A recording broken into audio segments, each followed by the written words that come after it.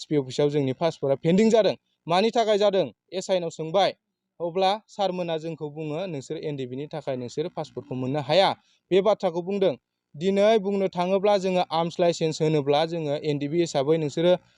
दाख्लैबो आं एसपि सारनाव सोंबाय सार जोंनो थांना थानो थाखाय जोंनो लागैले आर्म्स लाइसेन्सखौनो होदो जोंनो सिगनेसारखौ सारा होदो जों गासै प्रसेसखौनो जोङो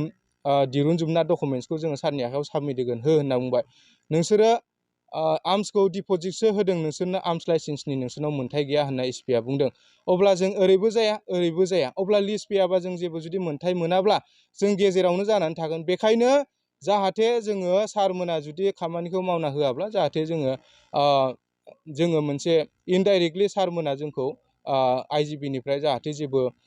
रेकर्ड गैया बा एनडिबि नङा होननानै बुंनो थाखाय सारमोनखौ जों खावलायबाय आरो लोगोसे जोंहा एसपि अफिसाव जोंनि गावनि जिल्लायावनो मोनसे प्रब्लेमा सोमजिबाय थायो बेनि थाखाय जोंहा मोनसे